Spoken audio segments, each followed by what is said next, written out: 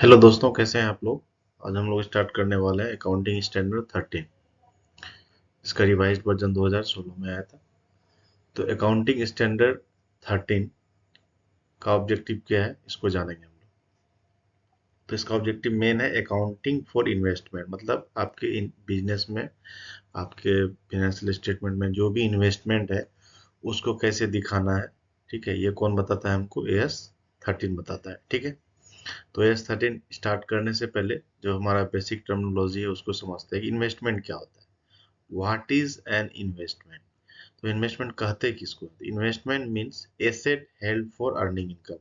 आप बिजनेस कर रहे हैं ना, तो बिजनेस में आप क्या करते हैं? कुछ इन्वेस्ट करते हैं ना, कहते हैं हमने इन्वेस्ट किया है कहाँ पे। तो इन्वेस्टमेंट का मेन पर्पस क्या होता है कि आपको इन्वेस्ट जहां भी कर रहे हैं, आप जहां भी अपना पैसा लगा रहे हैं वहां से वो क्या इनकम आनी चाहिए। तो अगर आप एसेट्स में लगा रहे हैं तो वहां पे क्या है, आपकी इनकम आ रही है। ठीक है, तो investment means asset held for earning income, है ना। आप ऐसी जगह पे एसेट क्रिएट कर रहे हैं जहां से आपको अर्निंग आ रहा है। जैसे डिविडेंड, जैसे आपने अगर शेयर खरीदा है तो आपको डिविडेंड मिल रहा है। ठीक है, आपने अगर फिक्स डिपॉजिट में इन्वेस्ट करा है तो आपको इंटरेस्ट मिलेगा बैंक से। अगर आपने घर भाड़े पे लगाया तो आपको रेंटल इनकम होगा, है ना।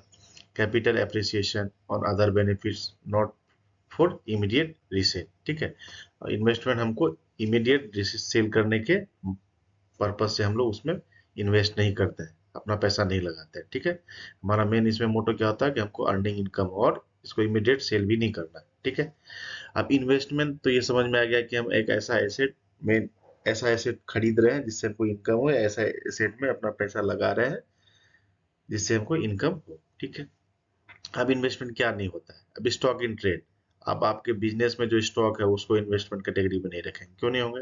क्योंकि ये ऑलरेडी AS 2 में इन्वेंट्री में हम लोग इसको कवर करते हैं ना, तो ये इन्वेस्टमेंट में नहीं आएगा। दूसरा क्या? Operating assets. अभी आपने कोई फिक्स एसेट खरीदा हुआ अपना बिजनेस को रन करने के लिए, तो वो ऑपरेटिंग एसेट हुआ ना, तो वो भी इन्वेस्टमेंट के कैटेगरी में नहीं आएगा। ठीक है, इन्वेस्टमेंट में कौन आएगा? जो हमको अर्निंग इनकम दे रहा है। ठीक है, वो क्या हुआ? अर्निंग इनकम दे रहा है, और जो ये दोनों कैटेगरी में नहीं है, ना स्टॉक इन ट्रेड में है ना ऑपरेटिंग एसेट्स के कैटेगरी में।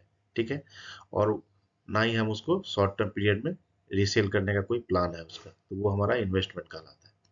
इन्वेस्टमेंट दो तरह के होते हैं, शॉर्ट टर्म लॉन्ग टर्म बोलिए, या करेंट या लॉन्ग टर्म बोलिए। करंट को ही हम लोग शॉर्ट टर्म बोलते हैं क्योंकि ये 12 मंथ से क्या होता है, कम होता है। क्या होता है ये? 12 मंथ से कम होता है, इसको हम लोग 12 मंथ से पहले कभी भी बेच देते हैं। तो ये हमारा करंट इन्वेस्टमेंट या शॉर्ट टर्म इन्वेस्टमेंट होता है। जैसे शॉर्ट टर्म म्यूचुअल फंड हुआ, ट्रेजरी बिल, टी बिल वगैरह हुआ। और लॉन्ग टर्म इन्वेस्टमेंट क्या होता है हमारा? जिसको हम लोग होल्ड करते हैं कितना, 12 मंथ से ज्यादा, है ना। इक्विटी शेयर्स हुआ। ठीक है, ये लॉन्ग टर्म बॉन्ड्स में हम अगर अपना पैसा लगाते हैं, इन्वेस्ट करते हैं, तो ये क्या होता है? जो 12 मंथ से ज्यादा हो, हमारा इंटेंट क्या हो, 12 मंथ से ज्यादा हो। अब एक चीज यहाँ पे इन्वेस्टमेंट में एक चीज ये भी है कि आपका इंटेंशन क्या है। इंटेंशन भी डिपेंड करता है। सपोज करिए आपका इंटेंशन है कि नहीं भाई, मैं इसे 12 महीने से पहले भेज दूंगा, लेकिन किसी कारणवश वो 12 महीने से पहले नहीं बिकता है, आपका इन्वेस्टमेंट नहीं बेचा जा सकता है, वो 13वें महीने में बिकता है, तो भी वह किस कैटेगरी में आएगा? Current investment. क्योंकि आपका इंटेंशन क्या था? क्योंकि आप इसे इंटेंशन में यह रख के इसमें इन्वेस्ट किए थे कि मैं इसे 12 महीने के अंदर बेच दूंगा।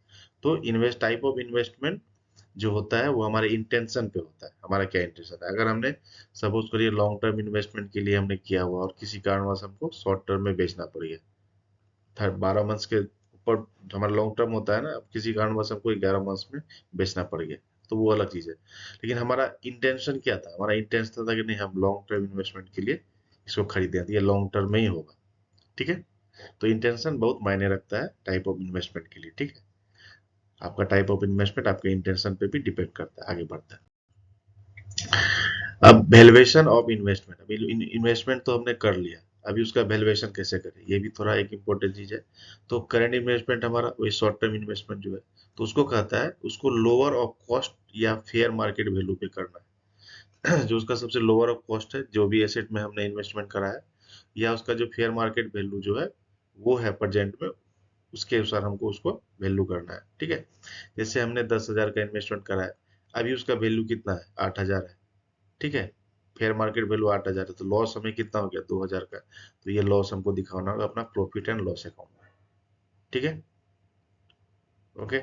Long term investment, long term investment हम लोग वैल्यूड एट कॉस्ट, मतलब जो भी इन्वेस्टमेंट कर रहे हैं उसमें जो भी एक्सपेंस है वो वैसा एक्सपेंस जो कि जरूरी है उस इन्वेस्टमेंट के लिए। ठीक है, जैसे अभी आपने कहीं शेयर में इन्वेस्ट किया तो आप वहाँ पे ब्रोकरेज चार्जेस देते हैं, तो ये सब चीजें जो कि जरूरत है उस इन्वेस्टमेंट में, इन्वेस्टमेंट करने के लिए, है ना, इन्वेस्टमेंट करने के लिए वो चीज जरूरी है, तो उसको हम लोग टोटल कॉस्ट में इंक्लूड करेंगे, वही हमारा वैल्यूड एट कॉस्ट होगा, मतलब वो इंक्लूड हो जाएगा। लेकिन जो आवश्यक खर्चे हैं, ठीक है, तो वो हम लोग क्या हो जाए, सपोज करो हमने 10,000 के कोई इन्वेस्टमेंट करा, लेकिन इसमें हमें स्टाम्प ड्यूटी लग गया 2,000 का।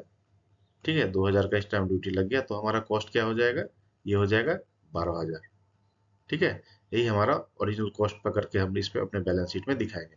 तो वैलिड आउट कॉस्ट, आपको एक्स्ट्रा हम कोई और खर्च करें और इसमें नहीं दिखा सकते। ठीक है, जो आवश्यक है इस इन्वेस्टमेंट को करने के लिए वो हम दिखाएंगे। तो लॉन्ग टर्म इन्वेस्टमेंट क्या कहता है, वैल्यूड एट कॉस्ट, कॉस्ट पे जो होगा वो करेंगे। ठीक है, अब तीसरा क्या होता है कि कभी कभी हमें रिक्लासिफिकेशन करना पड़ता है इन्वेस्टमेंट का, है ना, हमने इन्वेस्टमेंट करा, उसका इन्वेस्टमेंट कैटेगरी में चेंज कर दिया, जैसे कि हमने करंट किया था, करंट अब लॉन्ग टर्म में हो गया।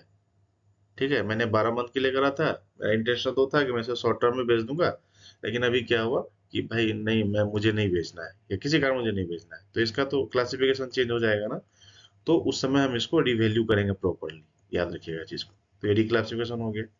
अब इन्वेस्टमेंट इनकम रिकॉग्निशन, इंटरेस्ट और डिविडेंड जो है हमारा, जो कि हमारे इन्वेस्टमेंट से आ रहा है, वो P&L में जाएगा।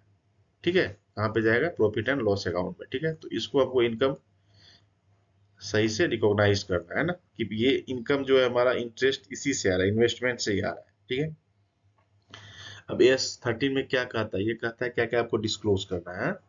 तो ये कहता है कि भाई आपको अकाउंटिंग पॉलिसी जो आपने इन्वेस्टमेंट के लिए चूज करा है वो आपको डिस्क्लोज करना है। आपको क्लासिफिकेशन डिस्क्लोज करना है कि शॉर्ट टर्म है, करंट है या लॉन्ग टर्म है। और आपका जो इन्वेस्टमेंट है, जो डिटेल्स में इन्वेस्टमेंट का जो भी इंपॉर्टेंट चीजें हैं वो आपको यहाँ पे डिस्क्लोज करनी है। Market value of current investment, ठीक है, आपको करंट इन्वेस्ट का मार्केट वैल्यू, जो मार्केट फेयर मार्केट वैल्यू मैंने बताया FMV, वो डिस्क्लोज करना है। अगर आपको इन्वेस्टमेंट से इनकम आ रही है, डिविडेंड आ रहा है, इंटरेस्ट आ रहा है, तो ये डिस्क्लोज करना है। या आपने कोई प्रोविजन करके रखा हुआ है इन्वेस्टमेंट से रिलेटेड, तो उसकी क्या वैल्यू है, या कोई प्रोविजन रखा है कि अगर आपका इन्वेस्टमेंट का वैल्यू घटता है तो उसके लिए, तो वो भी आपको इसमें डिस्क्लोज करना है। ये कौन खाता है, हमें AS13 खाता है। ठीक है, तो एस 13 में अभी तो इतना ही है शॉर्ट है, आगे जब इसकी एप्लीकेशन होगी तो वहां पे हम लोग और इसको डिटेल्स में देख लेंगे।